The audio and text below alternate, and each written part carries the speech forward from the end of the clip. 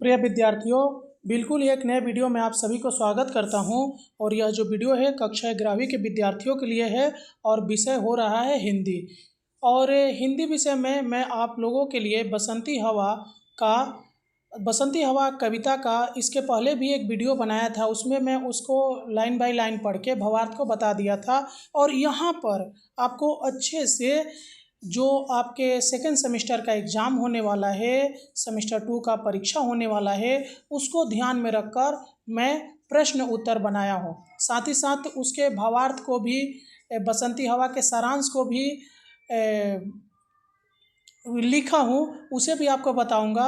और बसंती हवा से जुड़े हुए किस तरह के प्रश्न आपके सेमेस्टर 2 में आ सकते हैं हिंदी विषय में, वो भी मैं आपको बताऊंगा।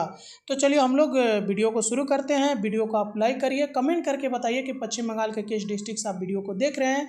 साथ ही साथ यदि आप PDF चाहते हैं हिंदी सब्जेक्ट का, तो इस वीडियो के डिस्क्रिप्शन में मेरा व्हाट्सअप नंबर दिया गया है, वहाँ से आप ज़रूर जुड़िएगा।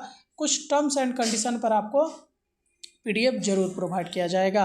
तो चलिए हम लोग देख लेते हैं कि कवि का कहना है कि बसंत ऋतु में चलने वाली हवा स्वयं ही अपना परिचय दे रही है। वह कहती है कि मैं बसंती हवा हूँ, मेरी बात सुनो। वह कहती है कि मैं विचित्र और पगली हूँ, मैं बेपरवाह और बेफिक्र हूँ, मैं किसी से डरती नहीं हूँ, अतः जिधर चाहती हूँ उधर चली जाती हूँ। वह कहती है कि मैं विचित्र प्रकार की यात्री हूँ। आपको बहुत ज़रूरी बात बता दूं कि इस बार के सेमेस्टर 2 में आप लोग को आंसर लिखना पड़ेगा। सेमेस्टर 1 की तरह आप OMR शीट में गोल नहीं करोगे, इसलिए आप अपने मात्राओं पर विशेष रूप से ध्यान दीजिएगा। अभी से लिखने का प्रैक्टिस करिए, नहीं तो फिर आपको बहुत ज़्यादा असुविधाएँ और आपका नंबर भी काफ़ी कम आ सकते हैं सेमेस्टर 2 में। आगे, बसंत ऋतु में चलने वाली हवा, बसंती हवा अपना परिचय दे रही है। कवि लिखता है कि बसंत ऋतु में चलने वाली हवा कहती है कि मेरा कोई घर और ठिकाना नहीं है। बसंती हवा का कोई अपना मकसद नहीं है, इसे न किसी वस्तु की इच्छा है और न किसी बात की आशा। बसंती हवा कहती है कि न तो उसका कोई प्रेमी है और न ही उसका कोई दुश्मन, अतः पूरी आज़ादी से जिधर चाहती है उधर चली जाती है। यही बसंती हवा का परिचय है।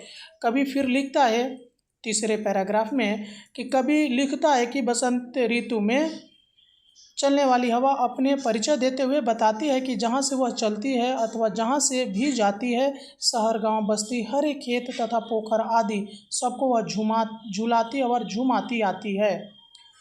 यही उस हवा का परिचय है जो बसंत ऋतु में बहती है। बसंत ऋतु में फसलें हरी होती है और फूल खिलते हैं, अतः थोड़ी सी हवा से भी झूम उठते हैं। और 4 नंबर पैराग्राफ में क्या दिया है कि कवि लिखता है कि बसंत ऋतु में चलने वाली हवा अपना परिचय देती है, साथ ही वह बसंत ऋतु का प्रकृति चित्रण भी करती है। बसंती हवा स्वयं बताती है कि वह महुए के पेड़ पर चढ़ती है। इस ऋतु में महुए को फल फूल लगते हैं। महुए के पेड़ को अच्छी तरह हिलाकर पर पहुंचती है और वह ध्वनि करती है। उसके बाद गेहूं के खेतों में पहुंचती है और काफ़ी समय उन खेतों को झुलाती है। आदि यदि रहे कि इस ऋतु में गेहूं के खेत भी तैयार हो जाते हैं। इसके बाद बसंती हवा आलसी के पौधे के पास पहुंचती है। आलसी के फल गोल और शंकु के आकार के होते हैं, जो पौधे के ऊपर लटके लगते हैं, उल्टे लगते हैं, मानो कोई स्त्री माथे पर कलसी लिए खड़ी हो। बसंती हवा अलसी के पौधे को खूब हिलाती है, किंतु अलसी के कलसी जैसे फल नहीं गिरते। बसंती हवा इसे अपनी हार समझती है। इससे निरुत्साहित होकर वह अब न सरसों के पौधों को हिलाती है और न झुलाती है। यही बसंत में चलने वाली हवा का परिचय है। बसंती हवा के माध्यम से कवि ने बताया है कि किस प्रकार बसंत ऋतु में महुए और आम के वृक्षों को फल फूल लग जाते हैं, गेहूं, सरसों और अलसी के खेत लहलहाने लगते हैं। और आपके 5वें पैराग्राफ में बताया गया है कि बसंती हवा अपना परिचय दे रही है उसी के माध्यम से कवि बसंत ऋतु का प्राकृतिक चित्रण करता है। बसंत ऋतु में अरहर के पौधे भी बड़े हो जाते हैं, हवा चलने से वे भी झुकते हैं। बसंती हवा कहती है कि उसे देखकर अरहर लजा गई है, उसे हवा जैसे मनाती है। हवा के चलने से पौधे ऊंचे नीचे होते हैं। बसंती हवा पथिक से टकराई। बसंती कभी बसंती में सब कुछ हरा भरा और सुखद होता है। हवा भी सुख देती है, जैसे बसंती हवा भी खुश है। प्रकृति भी खुश है, सभी दिशाएं प्रसन्न है, खेत खुश है, चमचमाती धूप भी प्रसन्न है। कवि लिखता है कि बसंत ऋतु में जब हवा चलती है, लगता है मानो सृष्टि खुश हो। बसंत ऋतु को फलों का मौसम या मौसम ए गुल भी कहा जाता है। जब हर जगह सुंदरता और हरियाली होती है, चित्त प्रसन्न होता है। थोड़ा सा व्याख्या देख लीजिए। बसंती हवा कविता के केदारनाथ अग्रवाल जी द्वारा लिखित एक प्रसिद्ध कविता है। इस कविता में कवि ने बसंत ऋतु में चलने वाली बसंती हवा का परिचय दिया है और उसके माध्यम से भी बसंत ऋतु के समय का प्राकृतिक चित्रण किया है। बसंती हवा बहुत ही बेपरवाह और लापरवाह है। वह किसी से डरती नहीं है, वह जिधर भी जाना चाहती है वहीं अपनी मर्जी से चली जाती है। हवा शहर, गांव, बस्ती, हरे खेत एवं पोखर आदि में वह घूमती और झुलाती है। वह महुए के पेड़ पर चढ़ती है, उसे हिलाकर आम के पेड़ों, गेहूं के खेतों में पहुंचती है। वह अलसी के पौधे को भी खूब हिलाती है, किंतु अलसी के फल नहीं गिरते, जिसे वह अपनी हार मान लेती है। हवा को देखकर अरहर लजा जाती है।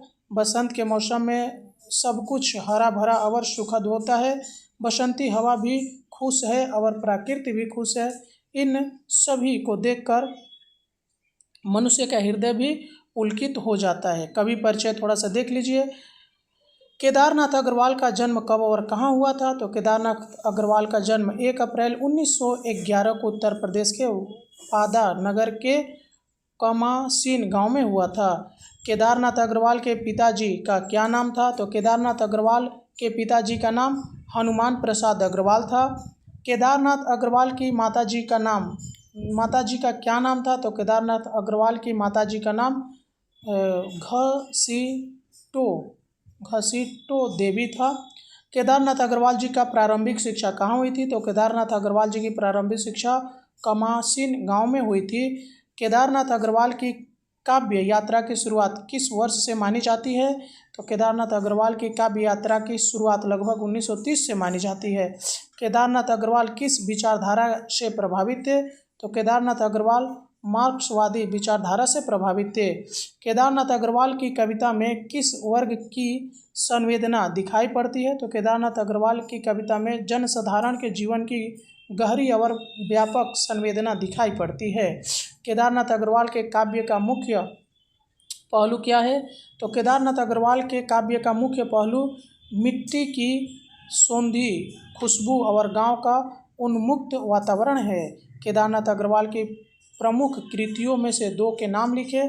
तो जुग की गंगा और पंख और पतवार उनकी प्रमुख कृतियां है। केदारनाथ अग्रवाल को साहित्य अकादमी पुरस्कार किस कृति के लिए मिला था? तो केदारनाथ अग्रवाल को अपूर्वा के लिए 1986 का साहित्य अकादमिक पुरस्कार मिला था। केदारनाथ अग्रवाल की कौन सी कृति सोवियत लैंड नेहरू पुरस्कार से सम्मानित हुई है? तो उनकी कृति फूल नहीं रंग बोलते हैं सोवियत लैंड नेहरू पुरस्कार से सम्मानित हुई है।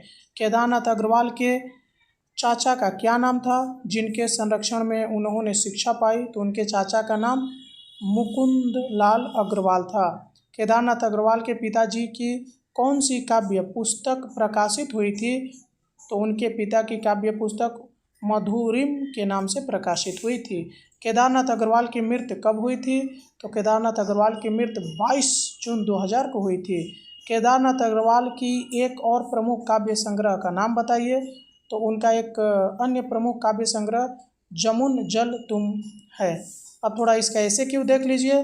बसंती हवा के बारे में कवि क्या कहते हैं। तो कवि कहते हैं कि बसंती हवा बेपरवाह और लापरवाह है, उसे किसी से डर नहीं लगता और वह अपनी मर्जी से जहाँ चाहती वहाँ चली जाती है। बसंती हवा अपने बारे में क्या कहती है। तो बसंती हवा कहती है कि उसका कोई घर या ठिकाना नहीं है, उसे किसी वस्तु की इच्छा या किसी बात की आशा नहीं है, न तो उसका कोई प्रेमी है न कोई दुश्मन। बसंती हवा किस प्रकार से शहर गांव और खेतों में जाती है। तो बसंती हवा शहर गांव बस्ती और हरे खेत और पोखर में घूमती है और उन्हें झुलाती और झुमाती है। बसंती हवा का महुए के पेड़ पर क्या प्रभाव पड़ता है। तो बसंती हवा महुए के पेड़ पर चढ़कर उसे हिलाती है, जिससे महुए के पेड़ पर लगे फल और फूल झूलने लगते हैं। बसंती हवा का गेहूं के खेतों पर क्या असर होता है। तो बसंती हवा गेहूं के खेतों में पहुंचकर उन्हें हिलाती है और इस समय गेहूं की फसल भी तैयार हो जाती है। अलसी के पौधे पर बसंती हवा की हार क्यों होती है। तो अलसी के पौधे पर बसंती हवा की हार इसलिए होती है क्योंकि वह उन्हें हिलाने पर भी अलसी के कलसी जैसे फल नहीं गिरते। अगला प्रश्न देखिए, अरहर के पौधे पर बसंती हवा को देखकर क्या हाल होता है। तो अरहर के पौधे बसंती हवा को देखकर लजा जाते हैं और हवा उन्हें मनाने का प्रयास करती है। बसंती हवा का कोई मकसद या चाहत क्यों नहीं है। बसंती हवा कहती है कि उसका कोई मकसद या चाहत इसलिए नहीं है क्योंकि वह न किसी से प्रेम करती है और न किसी से दुश्मनी रखती है। बसंती हवा का बसंत ऋतु में प्राकृतिक दृश्य को चित्रित करने में क्या योगदान है। तो बसंती हवा के माध्यम से कवि ने बसंत ऋतु में महुए आम गेहूं सरसों और अलसी के खेतों का सुंदर प्राकृतिक दृश्य चित्रित किया है। बसंती हवा को कवि ने किस तरह से प्रसन्न बताया है। तो कवि ने बसंत ऋतु को फूलों का मौसम कहा है, जहाँ हर जगह हरियाली होती है, खेत खुश होते हैं और हवा भी सुखद होती है, जिससे सभी दिशाएं प्रसन्न हो जाती है। बसंती हवा कविता के कठिन शब्द कुछ दिए गए हैं, देख लीजिए। बसंती हवा माने बसंत ऋतु में चलने वाली हवा है। अनोखी माने विचित्र, बावली माने पगली, उद्देश्य माने मकसद, इच्छा माने कामना, अलसी माने एक तिलहन माने एक पौधा होता है, पथिक माने राही, चमचमाती माने चमकती हुई, प्रहर माने प्रहार, पहर माने प्रहार माने दो पहर तीन पहर नहीं होता है। चलिए लॉन्ग प्रश्न देख लीजिए, लॉन्ग क्वेश्चन आंसर। बसंती हवा का वर्णन करते हुए कवि ने बसंत ऋतु के प्राकृतिक सौंदर्य को किस प्रकार चित्रित किया है। तो इस प्रश्न में उत्तर देते समय बसंती हवा के माध्यम से कवि ऋतु में होने वाले प्राकृतिक परिवर्तनों का वर्णन करना चाहिए, जैसे कि महुए और आम के पेड़ों पर फल फूल लगते हैं, गेहूं और अलसी के खेत लहलहाते हैं और अरहर के पौधे लजाते हैं। साथ ही यह बताना चाहिए कि किस प्रकार हवा सब कुछ झुलाती है और प्रकृति को जीवंत करती है। इन प्राकृतिक दृश्यों से कवि ने बसंत ऋतु के सौंदर्य का सुंदर चित्रण किया है। बसंती हवा का अलसी के पौधे से हिलाने पर भी उनके फल न गिरने पर हार मान लेना क्या दर्शाता है, इसका महत्व समझाइए। तो इस प्रश्न में बसंती हवा और अलसी के पौधे के बीच हुई घटना का विश्लेषण करना चाहिए। बसंती हवा का अलसी के पौधे को हिलाना और उनके फल न गिरने पर हार मान लेना यह दिखाता है कि हवा कभी कभी अपनी शक्तियों को भी असमर्थ महसूस करती है।